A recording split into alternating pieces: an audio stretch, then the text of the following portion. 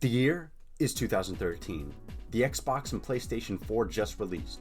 JonTron left Game Grumps. PewDiePie became the most subscribed YouTuber of all time. And Level 5 released Yokai Watch in Japan, a game where you can communicate and make friends with ghosts, or yokai, by using a special watch. You see, yokai are part of Japanese folklore, so you'd think that the game would be an instant success. But no, it took a hot minute, or until the anime aired, for it to really get the ball rolling.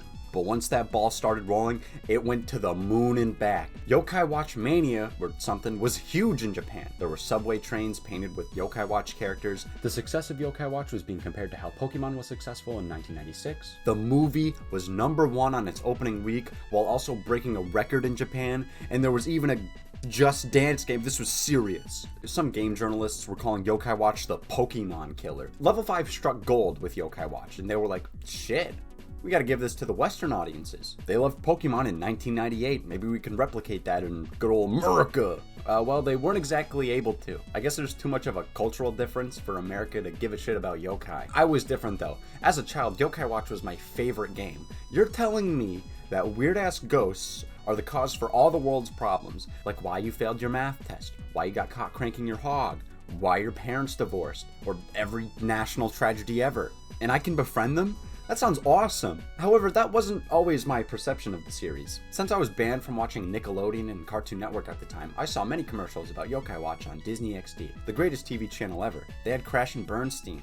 From first seeing it, I and many other people stupidly wrote it off as a Pokemon clone. What's interesting is that cannot be further from the truth. While they are comparable in a couple areas, as you do collect monsters, and some of the designs from Yokai Watch and Pokemon come from the same origin, the gameplay, map, formula, and even how you collect those monsters are nowhere close to how Pokemon approaches those aspects of game design. What I'm saying is Pokemon is like the dumb, stupid Maggie Simpson, while Yokai Watch is like the epic Stewie Griffin.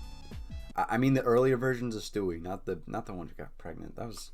Why the fuck did they do that? Fast forward like 2 weeks and I gave the series a shot by watching a couple episodes and falling in love with it immediately.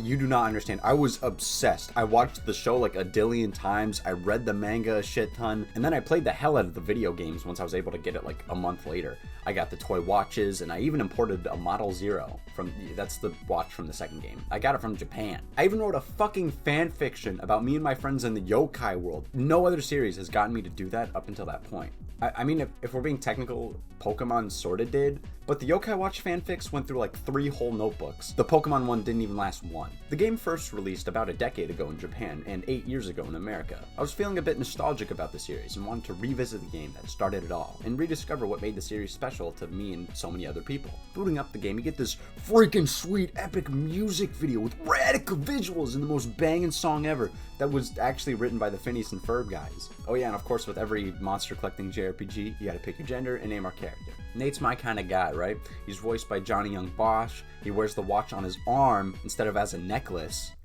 I didn't know we were in the fucking medieval times with polio and dying from shitting yourself. Probably still uses TiVo. Still playing fucking Mario on the Famicom. Just give Katie a top hat and a twirly mustache while you're at it. For naming the character, I want to think of something creative, you know. Alright, anyways, what should I name him? Okay, so, he looks like, you know, he's like stupid Fry. can we just name him Daniel? Dan, sure. Whoops. The Daniel? We're You gonna... can't spell! January. Yeah, January. I like that one better. Man, I like that's even worse. Go, D-Jan. We're doing You're the January. worst. This sucks. You know what, fuck it, sure. Yokai Watch has a bit of a story, so we'll go through that as well as the gameplay elements. We get this freaking sweet shot panning down to D. January and his pals. Katie's the love interest, Eddie's the smart guy, and Bear's the dumbass. Eddie's showing us his neat bug collection for a summer project, and D. January's over here like, ugh, boring. So everybody grills on us for being lazy, but we're gonna prove them wrong and grab our bug net. Just one moment. Hot damn, for a 3DS game, this looks really good. The character and object models are so colorful and bright. As of right now, you're not allowed to go anywhere other than Uptown Springdale. You see, the Yokai Watch map works like this. Uptown Springdale is the center of it all. As you progress, more and more parts of the map will open up. I think this is a good idea. It keeps the player from being overwhelmed by all the map space there is, but it also gives you enough room to roam around and explore a good bit. Plus, it doesn't take that long to unlock the whole map. Alright, time to catch some bugs. To do this, you go up to little grass patches or trees, and then this magnifying glass pops up. Then you gotta find the bug, you gotta click on it, and this mini game shows up. Some roulette thing. And not gonna lie, I hate it. It's probably one of the worst parts in the entire game. I know it's not random chance, but holy shit does it feel like it. You just gotta hope it lands on a glowing tile. It is possible to increase your chances with black syrup, but it's still a hassle. Luckily enough, this minigame is like only mandatory for 2 other segments. Doesn't make it suck any less, but, you know. After making a couple bugs go extinct in our park, DJanuary's like, the fuck, these bugs suck. I want some rare goons. And we enter Mount Wildwood, a cozy forest with a calm background song. This place is definitely where some kick-ass bugs will show. Some hippies probably smoke pot here too. Unfortunately, no luck is had. This gate thing is stopping us from going any further. Wait, what the fuck? Oh. That's cool. And hey, we didn't have to lose a grocery list. We find this big ass tree with a gachapon. This machine wants us to feed it with a quarter, and this little ball falls and we open it. What the fuck? A talking sperm? This is Whisper, a yokai. I should probably explain what yokai are for people who don't know. Like I said earlier, yokai are ghosts or supernatural spirits from Japanese folklore. The word yokai just straight up means ghost or phantom. They're spirits who have previously died. Duh. Some will troll around at the speed of sound, some will just be cool, and some will fucking kill you. Back to the talking jizz, Whisper thanks us for freeing him. He was trapped by some monk bastard 190 years ago. Once he finds out that we're looking for some bugs, Whisper's like, hey dude, you wanna look at totally real ghosts? And gives us the yokai watch. With the yokai watch, we don't even need to say Biggie Smalls' name 3 times. We could just shine a light from the watch, and while flashing and being pointed at a yokai, they'll become visible to us. Whisper gets some sensations on one of the trees, and then the game tells us about the radar. It's a little icon on the top right of the screen to inform you when the yokai is nearby. The letter on the icon indicates what rank the yokai are. E is obviously the worst and S is the best, but we'll get to that later on. Inspecting the tree and Jesus, another minigame? This one isn't too bad. You have to use the lens to move around and inspect the tree more thoroughly. Looking around and you'll find a yokai just chilling. Keep the lens on the yokai for a hot minute and bam, you found the bastard. But this isn't as easy as ABC 124. The yokai will dick around and try to avoid the lens. The shit is this? Pokemon Snap FPS edition? While this can get annoying at times, usually the yokai will just get stuck in a loop. Maybe it's intentional so the player doesn't get pissed like, the fuck, stupid ass yokai won't stop moving sporadically like a dickhead. Alright, time to confront this depressed bird boo-hoo. Oh boy, I wonder what the ability is. It's a total fucking guess. I don't have to Jeopardy this shit. That doesn't make any sense. We woke Boohoo up from her nap like an asshole, so she's quite peeved and wants to kick the shit out of us. Uh-oh. We don't have any yokai to defend ourselves. And I think the only thing Whisper can do is be quick on his feet. Apparently one of the cicadas we caught earlier fucking died and became the yokai Caden. Caden liked our bug catching abilities so much and gave us a medal. Yokai medals are meant to represent a friendship between a yokai and a human. Summoning a yokai requires both the watch and a medal. Place the medal in the watch and boom, you get summoned a yokai friend. Time to kick Boo-hoo's boo hole. Now you'd expect the monster collecting game to be turn-based, right? Wrong! Yokai Watch is built differently. While you can have 6 yokai on your party, only 3 are active during a battle. You can turn this wheel to swap between the active party members, which can be useful if your yokai is really low and you need to kill sometime before you can use another item, as items have a cooldown, you know, so you can't spam the shit out of them. Instead of choosing the moves, your yokai will instead act automatically and randomly. I think their frequency and attacks have to do with their nature or personality or whatever. They could do a basic attack, in spirit, guard, or be a lazy fart. Attack and guard are pretty self-explanatory, but inspiriting is where the fun begins. Each yokai has a special inspiriting move. Some are meant to buff your party members, and some are meant to give debuffs to the enemy. Oh yeah, and loafing is the worst. Sometimes your yokai will just do fuck all, and they won't do anything in this state. And if that wasn't bad enough, if they get attacked, some of their soul will get removed. Soul is basically mana. However, instead of using multiple magic attacks, it's used for one super attack, the Soultimate move. A Soultimate can either be a really strong attack, buff, or a debuff. Using a Soultimate move has you do these little mini games on the bottom screen. You can either spin the fuck out of this wheel, you have to trace an object like you're fucking 3, or tap these golden coin things. If your yokai manages to get a debuff inspirited by some asshole, you're unable to use their Soultimate move. How do you get rid of this? By purifying them, of course. You have to do another set of mini games. Breaking these change, tapping these change. But no, we're not fucking losing money. You'll have to do another set of mini games. Getting rid of this fart cloud, tap these bubbles, and spin the wheel again. What's great about these mini games is that they're not too long or difficult, so they're not that annoying. They also make fights way more engaging as you're always doing something. You're not just standing there pressing A, yawning while you're waiting for this dumb trial to end. Ugh. In the later parts, this shit can get really intense. You're slinging the DS styles all over the damn place like you're the head of an orchestra. era, but it's not as impressive. Anyways, we fucking killed that bird, and we've befriended Boohoo, and that's the end of the first chapter. Oh yeah, chapters are how the game is segmented. I think this works very well for something like Yokai Watch, as you're doing episodic adventures, instead of a serialized story like, I don't know, Lamemon. It's kind of like South Park or The Simpsons, where there's continuity, and some things will carry over into the next episode or chapter, but the story is usually self-contained, except the latter half of the game. It gets way more into the story a good chunk of the way through. The January is like 10 years old, okay? He's not gonna travel across the nation to beat up the locals.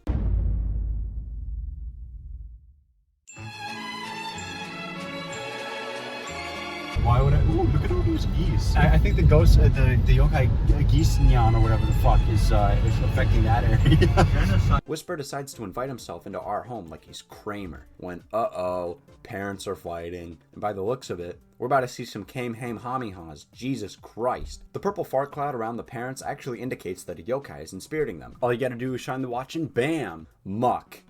Okay, maybe there was some merit to Yokai Watch being a Pokemon clone. Nah, I'm just trolling. Anyways, Desmeralda won't leave my parents alone, so we're gonna have to try force. Problem, we're weak as shit. So let's go befriend some more yokai. How befriending works is you beat up a yokai and they'll have a chance to say, "You're cool, can I come with?" It's as easy as that. I'm not exactly sure what the befriending rates are. You can increase your chances by giving the yokai food it likes. But there was this one fucking time, I spent an entire hour trying to get a yokai by giving it the best food ever. Dog, I was giving him super bagels with tongues, and it wasn't even that strong. It kind of sucked ass, actually. Happy Air, Jesus Christ, you're gonna kill yourself, you lib. That's what I'm talking about. But it does seem the game will give you a bone if you need to befriend a yokai for a quest, so that's nice. I'm not actually sure if that was implemented into the first game. I know it was for the other two, though. We find ourselves at an intersection with some asshole making people walk through the intersection while cars are going through, almost killing them. The yokai appears to be this cat goon, and then we see a cutscene where he gets ran over by a truck.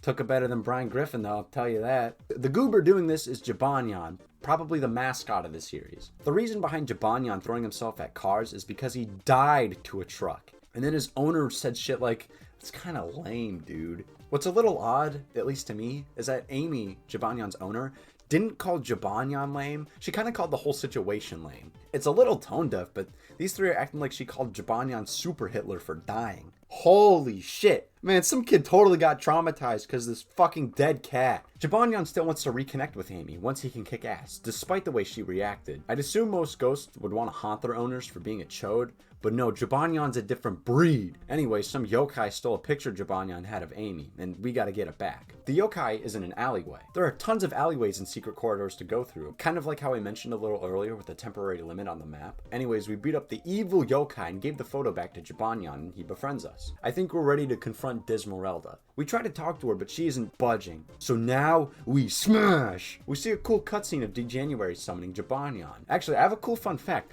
The manga of Yokai Watch, I'm pretty sure was finished before the games or anime, so there are a couple things design-wise that stayed while they got changed in the other medias. Like, you see how the Yokai Watch lens opens? It opens in the completely opposite direction in the manga. It looks way weirder this way, though. I'm so glad they changed it. Who the fuck gave the librarian a rocket launcher? Desmeralda is kind of like the first mini-boss fight. It's not too difficult, it's mainly used to show how purifying and inspiriting works. Also, something that I feel like I need to talk about is that yokai have tribes. There are 8 tribes in the first game. Brave, mysterious, tough, charming, heartful, shady, eerie, and slippery. I have no idea what they mean lore-wise, but when 2 yokai from the same tribe exist within the same plane, they make a really, really special stat boost. It's usually based off of what the tribe is, so like Heartful will have a speed increase, and that's the only one I remember off the top of my head. After beating up the Globulent, she's like, "Oh man, I overstayed my welcome." Then this piss-flavored fart cloud comes in and makes the parents chill the hell out. Apparently the two are married and were just going through a spat themselves. Happy Air is the counterpart to Desmeralda, making people happy instead of pissed. The two powers cancel each other out. Anyways, everybody's chill again and the two leave. Desmeralda even gives us her yokai medal. Oh yeah, and right before the chapter ends, we get a pop-up. Oh shit, the Crankakai. The Crankakai was that gachapon machine we saw spat out Whisper. While playing, you may gain these coins. You use them at the Crankakai. This is how you get some extra goodies and even some rare yokai. But you know what this means? Underage gambling, let's go. But you can only do it 3 times a day. The counter resets every single time it hits 6 a.m. However, and this is only in the first game, you can save before using the Crank-a-kai and reset if you don't get a good drop. You can also change the time to 6 a.m., on the next day for more cranks. The other games will have you save before each crank, and if you change the time, this asshole will be like, I'm banning you from cranking the hog for 24 hours. Fuck you. Anyways, chapter 2. Let's do this, man. Protect the seals. Didn't that guy stop Bin Laden? I'm pretty sure he can protect himself. Anyways, Katie wants us to meet her at the park. She's a bit down in the dumps because she got into a fight with a friend and blurted out some mean nonsense. January is like, hey man, go apologize. I'm sure it'll be all good and whatnot. Whisper's like, actually a yokai did it? Stupid so-called free thinkers when a yokai inspirits them. The yokai that was inspiriting Katie is this grandma who makes people spout the truth. She doesn't spout no liberal lies. Whoa, what the fuck? She just befriended us. We didn't even do anything. We used Tattletale, that's her name, to get Katie to apologize to her friend. And all is well. But not really. You see, the reason why Tattletale inspirited Katie to begin with is because somebody or something is screwing around with the seals around town. So we gotta go check them out. Seems like a random transition between the 2 plot points, but I don't really mind. If the story is non-stop action, you have no room to breathe, and having some downtime allows you to do that. There aren't any stakes. The world isn't gonna explode, it's just a dumb argument. We're now also able to tell time with the watch. Time moves pretty slowly in this game, to the point where you're most likely just gonna be sleeping until day or night, instead of waiting for it in-game. I think it has to do with your steps. The more steps you take, the more time progresses. We have Tattletale spirit a suspicious businessman for him to tell us his plans. Some goon is going to undo the seals and become the strongest yokai ever. With the broken seals, this yokai will be able to transform into their final form, or whatever. So the businessman is like, WTF? Why'd I blur out my plans? I'll have to kill you now. Anyways, we gotta do this 3 more times. The last one we gotta fix is at the school. Alright then. The other yokai attempting to destroy the seals weren't even that hard to defeat in the sleigh. Oh, okay, yeah, what the hell? Slimeamander is the first real boss fight, and I think it's a good first boss. It isn't too difficult, but it teaches you how the target mechanic works. This blue button right here allows you to pin an enemy, or the segment of an enemy. It's a way to have your yokai target one specific part. I'm a big fan of how each boss fight uses the target mechanic differently. It keeps you engaged in guessing where you'll have to target the enemy while also having you plan out when to use Assault. For Slimeamander, you gotta attack the 3 heads. After enough damage is done, the head will open up. It'll either show an eye or a mouth. There's only one eye, and you gotta attack the eye to do damage. But it doesn't mean all is lost if a mouth appears. If that head opens, that side cannot attack. Oh yeah, actually, bosses also have soultimates. I think they have some sort of unseeable soul meter. This guy just beats the shit out of you. It's kind of boring. Slimeamander already shoots fire. Maybe for the Soultimate, have the damn thing shoot blue fire that has a chance of inspiriting your yokai with like some sort of burn effect. After kicking Slimeamander around, he says piss off and then blasts fire at us. Oh no, we're boned, bro. Whisper, we're gonna turn to a pile of gloop. But some yokai actually saves us with a shield. It looks really cool. Then the guy uses these freaking snakes to destroy Slimeamander. It really shows its power. And then disappears. Whisper is now able to fix the final seal, and we go home. There's a lot of buildings here. The yokai gentrification must be here.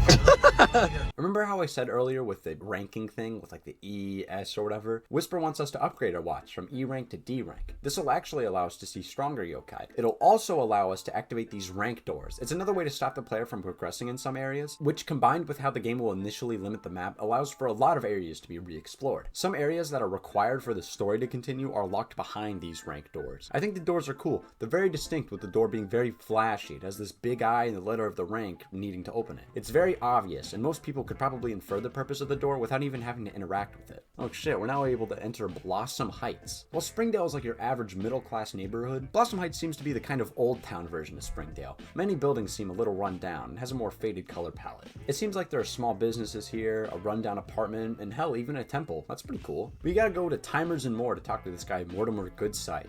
He has such good sight, he needs a fucking monocle. And the hair of and he has the hair of Ash Ketchum. He specializes in upgrading yokai watches and can even see Whisper. But before we get an upgrade, we need to gather some materials. We just gotta talk to some goons around Blossom Heights to get a screw, a cog, and a spring. Talking to one of the guys nearby that old apartment tells us about wandering yokai. It's a street pass feature that when you pass by someone who also has yokai watch, you can battle your yokai here and possibly befriend them. Even as a kid, I only got a handful of these wanderers.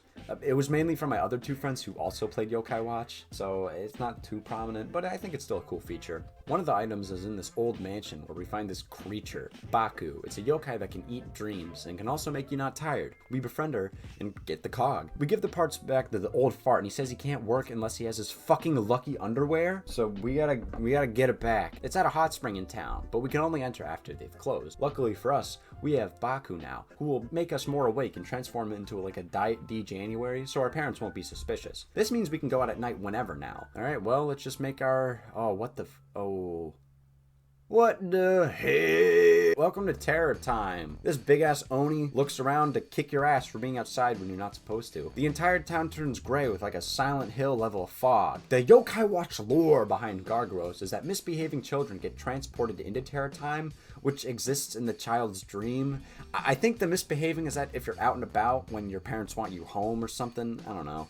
I originally thought it only happened at night, but no, it can happen whenever. On the map screen, there's an exit. Just walk to the exit door and it's over. The door is a bright yellow, a nice contrast to the gray. There are also some chests around. They have some good shit. The contents do get better the further you are into the game. But Gargaros, he's smart, alright? He has these narcs around that'll scream at you and alert Oni-NG to your location if you get caught. Holy shit! And if you get caught by the bastard, you gotta fight him. It is possible to defeat him if you're strong enough, but Christ is he tough. When I first played this game, as an 11-year-old, I got really scared and accidentally turned off my 2DS.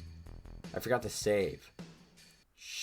Fuck. But it's okay though, because I'm a big boy now. I played Resident Evil 8. I did stop playing though after I found out about that goop baby. That is terrifying. After a while of running about, that yokai that helped us back during the Slamamander fight reappears and summons that special door so we can snap back to reality. That was fucking scary. Jesus.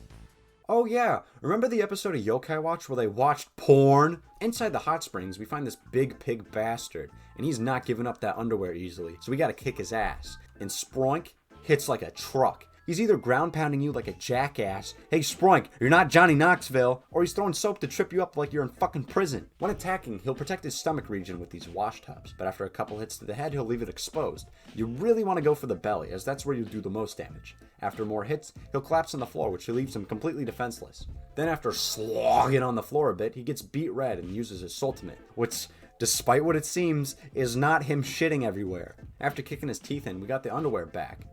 Who's the asshole actually wearing these? Gotta make sure no one sees your balls, but who gives a shit about that when your ass is just hanging there? Actually, wait, this is like present day. Who's wearing these still? This isn't the Roman times. Oh god, oh no, Julian Caesar is dead.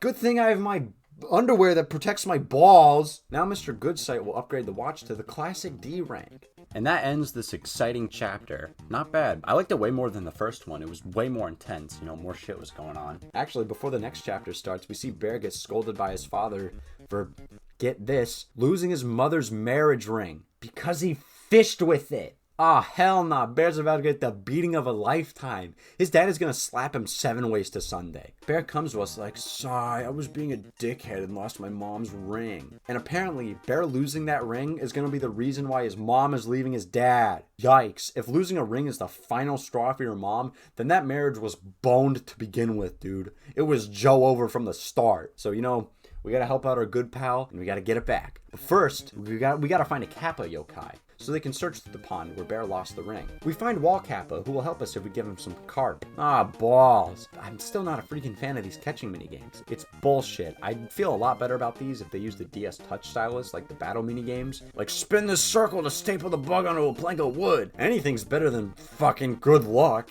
Anyways, Wall Kappa agrees to help us, and we make our way to Catfish Pond. He splashes around. Oh right, Bear's here too, I forgot to mention. And he's just dumbfounded.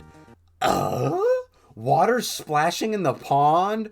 Dude, come on, fish live in ponds. I bet Bear's the kind of guy to be surprised that cacti are pointy, or that heroin is bad for you. Wall Kappa finds the ring, but the fun police are here. No swimming around with this guy in town. If he sees anybody swimming, he'll shiv him. What's that? Taking a bath? Fuck you. This boss is okay. It's arguably the most forgettable out of all of them, at least to me. What this guy will do is summon other fish yokai to help. If they're green, they'll heal Snaggerjack, that's his name, which I just hate. God, it's like that Persona 5 boss that'll heal 100% if you don't kill the side goons. It's not as bad as the green fish only heal a little bit, and it is pretty easy to kill them. Still though, I'm not a fan of the boss healing itself. If they're red or blue, they'll just attack you. But you do not want 2 of those fish goons to be alive. If so, SV Snaggerjag will use his ultimate. I actually died while fighting him for the first time. Oh man, that's embarrassing. I lost in a kid's game. I think I'll have to kill myself now. Anyways, the gay fish is now dead, and we got Bear's mom's ring back. Wait, the ring that Bear lost was just something out of a freaking vending machine. Aren't those usually plastic? Bear, you butthead, why are you trying to fish with a plastic ring? Anyways, all's good in the world again. And apparently, Bear's mom was just leaving for a high school reunion. Holy shit, we've been at this red light for a long time. I guess the yokai red light neon is... I'm getting real lazy with these. Alright, next chapter. Man, we're zooming through these. In this one, our dad's about to go through a very important business meeting, but this hat yokai makes him forget his paperwork. You know the drill. You gotta get the papers back to dad. Man, this is pretty formulaic. Shit. After grabbing his papers from the train station, we're now able to enter downtown Springdale. This is the city area. It's where you'll find homeless drug dealers on the street giving you grams of crack for a burger. Even the tomatoes is red, bro. I'm a big fan of how each zone is distinct. They're all completely different, so no two zones look alike. We have about 3 minutes to reach our dad, but there are a bunch of these forget hats around. Wazat. If they catch you, you gotta start from the train station. It's similar to Terror Time, but without this big guy in a Speedo attempting to kill you. Give the papers to dad and go home. However, on our way home, Wazat bothers us some more, so we gotta give him a piece of our mind. But he's a complete puss, because immediately after we catch up to him, he befriends us. I guess it's an apology for his asshole-ish behavior. And because we helped our dad, he buys us a freaking sweet bicycle. Like a real one. Everything's looking up D January. What's gonna happen next? A terrorist yokai attempting to kill D January? And he must use the power of driving to run it over? Then because we saved the day, Mr. Springdale's gonna give us a key to the city and make sure we get into a good college? Either that or deny the whole thing happened and start a war on drugs as like a cover-up. Now that we have a bicycle, let's ride around town to our new location, Flower Road. It's the shopping center. There's so much shit to buy here. It's nuts. Oh yeah, so before this point, the story has basically been, do this. Okay, now do that. Great, now fight a boss. And it still does that a little bit even after this point. But now the story actually starts to matter. It only took a couple hours. But to be fair, these first chapters were bringing you into the world and getting you accustomed to the mechanics. Anyways, while entering one of the shops, a businessman is being an asshole to the clerk. Watch out, dude. Those guys get paid like minimum wage. You better be nice to them, or else they'll spit in a book you buy. We go up to the clerk to see what's going on. Apparently the guy wanted to tear down the center and turn it into a generic mall. Aw, hell yeah, let's remove the tourist attraction and add some bullshit where people give blowies in the restroom for 15 cents. Ever since that talk of turning it into a mall, weird shit started to happen. I wonder who's causing it. There's a guardian angel or something who's completely pissed about it. No guardian angel wants to be homeless, so to retaliate, they start burning shit. We find our science teacher for more details, but he tells us nothing except that a classmate of ours, Lucas, was at the scene of the flame. We find him in Shoppers Row. Jesus, is there like a fucking sale going on? Lucas is like, geez, January, some asshole is lighting things on fire, but they seem to come out of nowhere. The fire happened at Nocturne Hospital. Okay, that's an odd place to set a fire. That's like somebody kicking you in the balls. So to get back at them, you burn down the school. Oh wow, what a troublesome yokai, burning down an abandoned hospital. Really sending a message there. A yokai is found plotting their next move and gets pretty peeved that we're snooping around. So they're like, you know what? Let's meet at the construction site in downtown Springdale. Problem is, we can only enter at night, so we gotta get a good night's rest. At the construction site, a little dog yokai is at the entrance. Koma-san. Koma-san is here to also meet with Kyubi. That's the yokai we met at the hospital. But Koma-san's a piss baby, so we gotta help him through. Thank God this is not an escort mission. That would suck.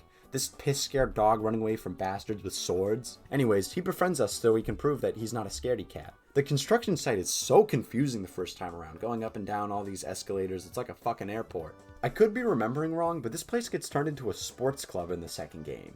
With no escalators. Oh wait, this place has Castellius III? Little Owen fact, I had a stupid-ass nickname for a friend in the 5th grade. I was like, hey Quentin, how do you feel about this nickname, Quintilius III? And he hated it. So... of course, I kept calling him that for like the entirety of 5th grade. I'll put him on the team, I guess. I've never actually used him before. Maybe he's good. At the top of the construction site, we find QB and confront them about cursing the town with random fires like we're in Australia. But actually, QB's innocent. The real culprit is this asshole, Massive Face. Okay, sure. Alright, Castellius III, it's time to prove yourself. Oh, what the... what? Oh, what the fuck was that? Pizza shit. Fuck you. We're at a construction site. What do you think this is? 2001? Get out of here, dude. To defeat Massive Face, you gotta go for the eyes. He'll close them after you slap him around for a bit, and then he won't be able to attack you. you know, because he can't see. Then go for the big dumb head and shabam! I kicked this dude's ass so much, he didn't even use his ultimate. QB was like, hey, good job, man. You did it. You know, I'm gonna chill, and I'll cheer you on from the sidelines. Well, see ya. So that's cool. The next day, our pal Eddie wants to show us a freaking sweet new game he got, so we gotta go meet up with him. And now we have access to the whole map with hills. What's the full name? No, not Cherry Hills, stupid ass Google. Breezy Hills is the rich side of town. I'm hungry. Colin, read this comic with me. Okay. Here we go. Yokai Medals by Noriyuki Konchi. Yokai medal. These yokai will give you these when you I'll be befriend the them. boy. Okay. Forget Lost Year's Lend is really broken. Come on, buddy. These Oh, medals shit, will I summon a... finished. Shut up, Quentin, we're reading. These medals will summon a yokai when you need Hey, Joe, looking a little sleepy. Joe! Day of the week. Again. Sorry about that. You can't just Oh, choose damn it. whatever they appear. LOL. After we meet up with Eddie, he shows us that he has some museum passes, so we decide to go and take a visit. Wait, what the fuck? I thought we were gonna play some, like, new console. It's just forgotten about. It's never mentioned again. After checking out the exhibits, Eddie tells us that there's a rumor of one of the displays moving on its own. Ooh, I wonder. So we're going to the museum at night. Oh my god, holy shit. This is really formulaic. You dick around and then you visit someplace at night. Do menial tasks, kick some boss's ass, solve the mystery, or find some dumb stupid trinket bear lost on his way home. Here's where we find Mirapo, a mirror yokai that allows us to teleport between each other. Thank God. The map isn't too hard to traverse, don't get me wrong, but it's really nice to have teleportation areas, especially at night where Gargoros can just kick your dick in whenever he feels. Anyways, yada yada yada, we find out it's a yokai who's been screwing around and we gotta kill it. It's this funny little rat inside of a samurai suit. Actually, that's kind of funny actually, I really like that. You gotta hit the weak spots for the rat to come out. It's pretty simple. Anyways, the next chapter, it's the festival and we want to go on top of the school roof to see the fireworks, but some goonish yokais captured our friends. Oh, great. And for some reason, the school at night just has a bunch of desks randomly piled up. Is this the yokais doing? Or is it just some like random custodian who's like, I hate this school, and he starts throwing a bunch of desks everywhere? Also, why does it only happen at night? Come on, level 5, give us answers, you penis hole. Anyways, saving our friends, you know, all you gotta do is find the yokai and spiriting them. You don't even have to fight them, you just have to confront them. The yokai aren't really doing anything bad either, you know, other than capturing our friends, of course. Most of the time, they're just doing random nonsense like playing the piano. After saving Bear and Eddie, we find Katie in the boys' restroom. She's just staring off into space. When we approach her, this big-ass spider comes down. Tarantuda requires you to hit all of their feet. Once you do enough damage, they'll be covered in this goo. Once they've all been gooped, the spider will collapse. And then, and only then, can you do actual damage. For Tarantuda's attacks, they'll shoot this globulent poison at you and use electricity. I don't think many people associate spiders with lightning. Aw, gee whiz, it sure is raining cats and dogs out there. I sure hope a freaking spider doesn't bite me and thus make me a lightning rod. Is this spider the yokai of Ben Franklin? Once we kill the spider and save Katie, we go atop the school. We go atop the school. And this really cool cutscene of D. January and his pals hanging out while watching the fireworks and drinking some good old Duff beer. The snake yokai goober is seen watching us from behind. Oh no, Owen, I'm being spirited by food panya. I need to eat this can of S&M Peach's stat. Fucking exists. Hungramps or Hungor if you're a bigger lard.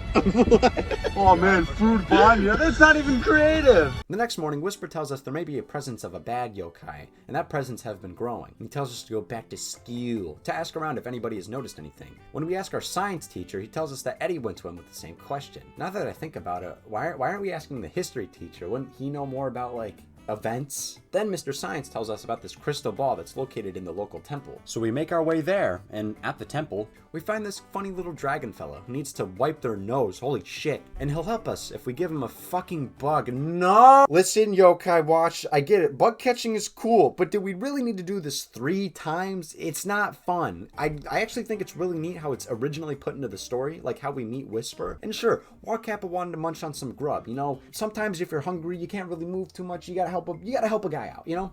But he probably could have caught it himself, I'm not gonna lie. But this fucker just wants the bug just because. Pizza shit, get it yourself, you lazy bum. At that point, we should just take the crystal ball ourselves. Actually, that might not be a good idea. Maybe it's attached to like the head or something, and he'll die if it's removed, like Sprang. And I don't want to do. I'm not really good with death. I'll keep the dragon alive. I'll just go get the bug. We're grabbing bugs right off of the street, cause this yokai is dumb and a big penis hole. Once we see into his crystal ball, it shows that this bad yokai may be at Nocturne Hospital, you know, where we met QB. Jesus, this place really took a beating. Trees and moss are growing inside, and many of the windows are shattered, and fucking graffiti that just says yokai on it. I know the third game takes place in America, or barbecue if you're playing the international versions, but I wonder if there's like a Bart Simpson yokai, or just a Simpsons yokai in general. If they can reference Terminator, then they could totally reference the longest running primetime animated television show in America. Just gotta Google it, and no, they didn't. I guess these guys don't care about lemonade. Alright guys, welcome to Ennui's top 10 reasons why Yokai Watch sucks. Number 1, no Simpsons. Oh yeah, we're getting our yearly checkup at this hospital, apparently. Why is a globulin in my heart? What the hell? After a couple of measurements, we just lay on a stray bed. January, are you sure about this? There may be bed bugs. Do you know how much of a pain bed bugs are? And then the bed kidnaps us. The doctor or hospital director, I didn't even know they needed that. Oh yeah, that surgery was great. I just didn't get all the shots I needed. Could we do it again? The doctor turns into Dr. Madman. Man, these names are not great. I mean, the last boss was named Massive Face, because he has a massive face. In contrast to the doctor's name, I actually really like this boss fight. In the background, there will be these mini hearts that'll appear. This is where the target is used. You gotta pin the hearts or else Madman will heal himself like an asshole. I know, like, how many minutes ago, I said bosses healing themselves are really annoying, but this is a little bit of an exception, since it's way more manageable and you don't have to beat the shit out of it. You have to actually look at your surroundings to get rid of that healing ability. I really like it. His ultimate is just throwing acid at you. I didn't know we were in France. Right before Madman falls over like an oaf, he says, blah, blah, blah, blah, blah, blah, blah, McCracken. So Draggy's like, oh, the orb, I got a pond. Oh, the orb, I must ponder. And while we look inside, we see some Squidward fucker talking about, the humans, stupid, lame. And while back at the house, Lucas comes in to show us this freaking sweet key. He can also hear Whisper now. Nobody knows how, but I'm gonna be honest, who cares? Ghosts are already a supernatural thing. I'm cool with some leeway, as long as it's an ability that not everybody randomly has. Whisper thinks it has to do with the Crankakai tree, so we just gotta meet Lucas at Mount Wildwood. Oh shit. I'm at the last chapter? Already? I remember this being a lot longer as a kid. To be fair, 8 years will do that. It'll warp your perception of a game. At the shrine, Whisper finds this slab of stone to put the key in. This keystone turns the tree into an elevator. And now, we're in the yokai world. Okay, I fuck with this place hard. It's totally what a yokai world seems to me. We got it all. The hell world, the depression world, the Homer Simpson donut world. It's really freaking cool. The enemy yokai are also really strong. I was 100% underleveled for this area. Or maybe that was intended. You know, you're not from here. This isn't Springdale. It's like going through parts of a town you've never seen before. Of course you're gonna get your dick kicked in if you try to fight the locals. Oh shit, it's the guy. Oh, his name's Venoct. Okay. He wants to help us defeat McCracken, but first, we gotta kick his ass. Done. Venoct is now on our team with an S rank. Ooh, very fancy. Venoct tells us that the yokai world was once ruled by a King Enma. Very chill fella. Definitely went on one of those Applebee's dates. But he died. I didn't know yokai could die. I mean, in the manga, Kaiden's a fucking zombie half the time, but that's like a gag. But yokai are already dead. What happens if you, like, double die? Resurrection? Erection? Once King Enma died, Chairman Squidilius McCracken and his political party took over. Yokai Watch? Politics? Alright, who are you voting for? The double dead guy or evil Squidward? Basically, McCracken fucked about and ruined everything that King Enma did to make the yokai and human realm exist peacefully together in harmony. And now, McCracken wants to take over the human realm. Hey guys, it's me, Lucas. Sorry to bother you, but WTF am I gonna do? Oh yeah, Lucas, what are you gonna do? Your only purpose up until this point is you're dreaming and dicking around at an abandoned hospital. Fuck off, Lucas. You were half-assed in this plot, and now you're half-assed out of it. And you know what? It doesn't matter that you're Apparently King Enma's son. What a stupid twist. It's not like Lucas was a longtime friend of January. He's just some loser with a key. So before we meet McCracken, we gotta go through these gates. At each gate, Gargaros or one of his clones will judge you. If Gargaros deems you lame, he'll kick you to the curb, and you gotta enter one of these 3 bottom layers. I completely forgot about this, and I was like, ah, shit, I gotta deal with Chungus over here trying to eat my damn food. But nah, I was somehow cleared for all the gates. The first gate judges you based on how many quests you've completed. I'm a big fan of games that reward you for doing optionally good things, just taking your time out of the main quest to do some extra stuff. You're not collecting 900 pine cones, but you're helping out the people of Springdale with your silly problems. Anyways, the second Gargaros, or Orgralis, poses a question. It's basically a, are you gonna tell the truth kind of thing. Kids aren't allowed, are you a kid? No, I'm not. I'm actually 30 dillion years old. Whoa, this third gateway's all grayed out. Even the enemies are. That's really cool. Anyways, the third guy, Orcanos, judges you based off of how many battles you've had. Apparently 166 battles was enough, so that's cool. Now, I want to prepare a kick-ass team. I need a healer and a legendary yokai. Legendary yokai are obtainable from collecting specific yokai. The easiest one to get is Shogunyan. I actually almost got all the yokai needed to summon him just by playing the damn game. All I need is Happy Air, which shouldn't be too hard, right? It's only a C rank, plus his favorite food is bagels, and I've got those to spare. I hope it doesn't take just about 2 fucking hours to befriend him. Nah, that wouldn't happen. That would be stupid. Damn near moronic. But it's all worth it. Even without the legendary, I did need a healer upgrade. Grandma over here wasn't cutting it. But you know what? I'm not done yet. I want another cat. A robot cat. I'm gonna name it Bender, after Bender, and it'll be great. Except not, since Robanyan, that's the yokai's name, is an A rank, it was an absolute pain to befriend. I just wanted a yokai who could brap red. Okay, that episode sucked. I was rewatching some of the anime recently, and I still think they're pretty neat. It's a bit formulaic, but so was Pokemon, and I didn't really mind as a 10-year-old. Oh my god, did any of you guys see the movie? I fucking love the movie. It's been so long since I last seen it, but if I remember correctly, the Yokai Watch movie only aired one day in some like random theater in my state, and it was on a Saturday, which would have been perfect, but I had freaking basketball practice that day. I was like, Mom, please, I want to see the movie and get the special medal, but she said no because of basketball practice. That was my low point. I tried to watch it on YouTube, but there was only the Japanese version. I mean, I was cool with that. You know, I can read. There was like English subtitles, and they even referenced Doraemon, and I love Doraemon. But the video got taken down before I could finish it. Speaking of YouTube, you guys remember that Jimmy Wetzel video? I know he's like, I saw a tweet where he's like, I don't even like hold the beliefs now, but Jimmy Wetzel, I will never, ever forgive you for making that video, okay? Doesn't matter if I was a fan of your content. Doesn't matter, I will never, ever forgive you. I'm just kidding, man. After leveling up and whatnot, we fight the bastard. McCracken is a real asshole. His hands have these energy suckers or something that'll take your soul, damage you a bit, and heal himself. Oh my god. Even though they have done this healing thing like twice already, the fact that it does a little more, as in take your soul, at least it's not just the same thing. It isn't much, but it's something. Anyways, once McCracken takes enough soul out of you, he'll do his ultimate, which is the super piss laser. But he has to charge it up, you know? He'll protect himself with the tentacles while he's charging, and to stop the piss laser, you gotta slap him around a bit. But oh my god, these are hard to get out of the way. It's a good boss fight, don't get me wrong, but damn, I didn't mention it before, but McCracken is terrifying. These fucking red eyes like he hasn't slept in 30 years, or he smoked some weed. Get it, guys? His eyes are red. Ooh, alright, he's at low health. Well, time for Castellius III to make a comeback. It's time. Quintilius III at his strongest. Fuck you. It didn't work!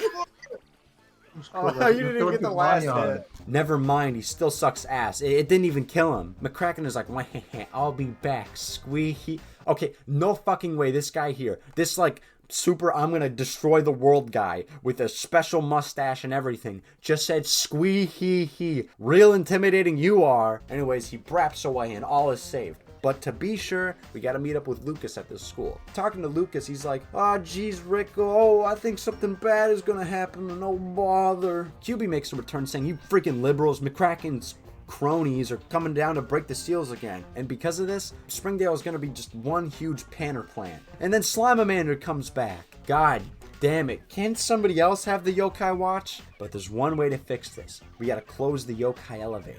This would be as simple as putting a sign on the elevator like it's the fucking Bazinga show. However, closing the elevator makes it so that yokai can no longer enter the human realm. God, no, I want to meet... How else am I going to be able to meet Steve Jaws? Wait a second. If yokai cause all the problems in the world, wouldn't that mean that sealing the elevator is a good thing? No more world hunger or violence in movies, no more sex on TV. We'd be able to go to the good old-fashioned values, the ones in which we used to rely.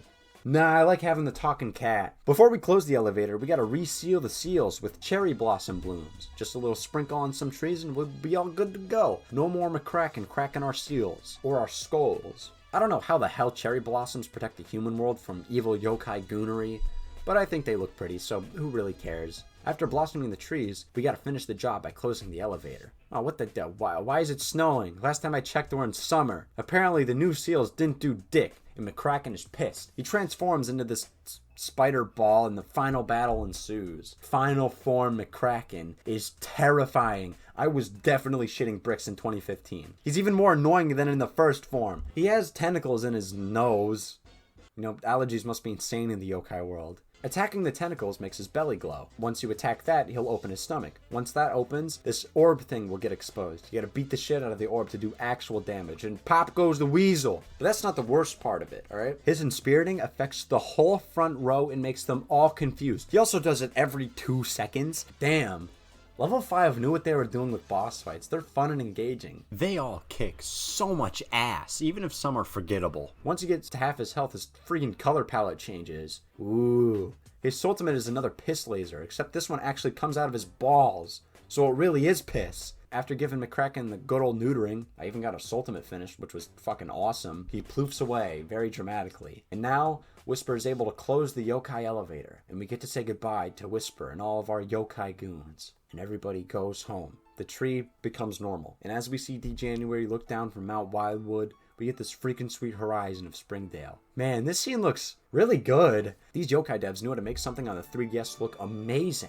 And credits. I like this cutscene. It's a nice ending to a nice game. Actually, there's a little post-credit scene where it shows that the yokai can still exist in the human realm. I don't really know how that works, but it allows you to do post-game, so who cares? Ooh, mama. It has been like 8 years since I last played this game to, like, completion. And you know what? I still think it holds up pretty damn well. Of course it has its problems. The story is basically non-existent until the last couple hours or so, and even then, it can feel redundant, and befriending is an absolute pain in the ass. But I'd say the positives completely outweigh the negatives. Battling is engaging, especially with the boss fights. Those are amazing. You're rarely just sitting there cranking your hog. The normal fights are a bit iffy. I never really had to grind too much, and when I did have to grind, it was so, like, I didn't have to do a lot. It didn't take me that long. The game also isn't a dillion hours long. It's short and sweet. It doesn't overstay its welcome, unlike some RPGs. The character and plot points are also very silly. I know I said that the story is bare bones for the most part. However, I like the fact that Yokai Watch doesn't take itself seriously for most of the time. To be honest, most of the chapters do kind of pull somewhat of a Family Guy, where the first chunk of the chapter are the characters doing basically fuck all, but then after a little bit, the more important part of the story kicks into high gear. It's not bad. Unlike Family Guy, Yokai Watch chapters don't have to be 22 minutes long. You're talking to Ghost with a watch. You don't really need a cinematic experience, just a coherent story all the way through.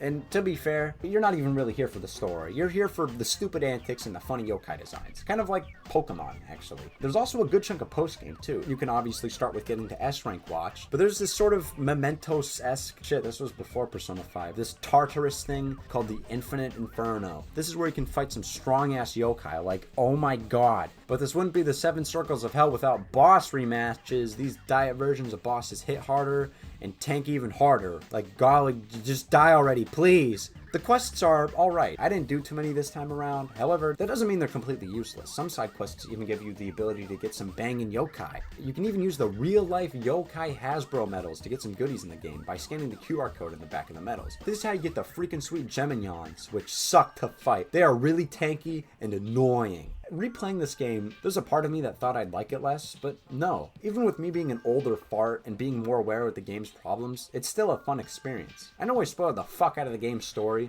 but the gameplay is worth it enough to give it a shot and see if you like it. It sucks that Yokai Watch did poorly in the US though. Like the first 2 games in the series did alright, but after that it basically fell off the face of America. In Japan, even with the whole Yokai Watch mania thing going on, after a couple years it died down pretty hard. I guess it was just never meant to be. Yokai Watch 4 on the Switch PlayStation, PS4, you know, consoles that had a lot of units, sold terribly, and it was just under 300k sales. I'm hoping Level 5 will be able to get their audience back for their next Yokai Watch game, if that'll even exist. But until then, you can always play the games currently available. Alright, the eShop's down.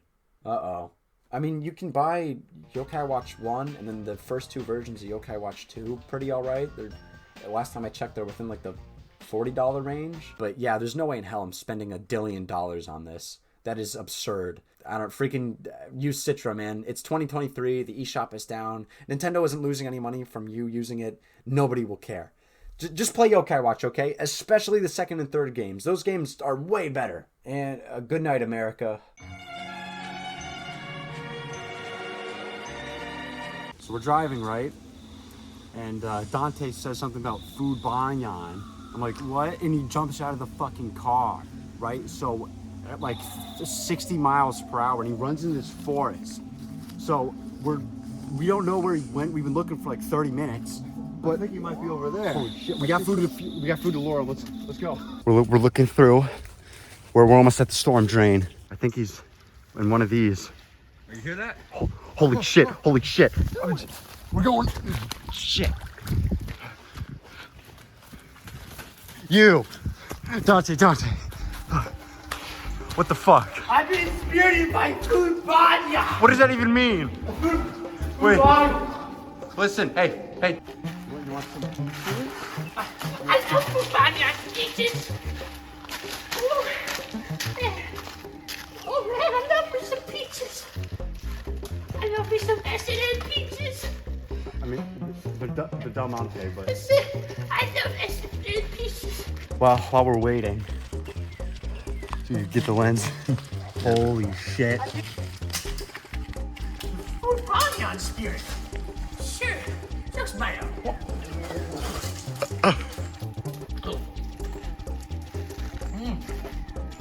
Want some syrup with that?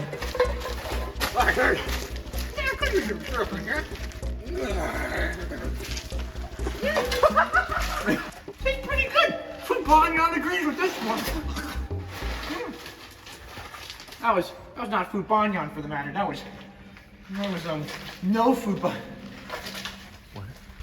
What the shit is wrong with you? Fuck off. Wait. I ate 2 peaches. I think it's still inspired by Fubanyan. You fucker. You okay? You wanna play some argument? Fuck off. Guys, let's go home. Let's go TV. You okay? Is Food Banyan, do we gotta kick you in the nuts? Is Food Banyan still there? Almost never.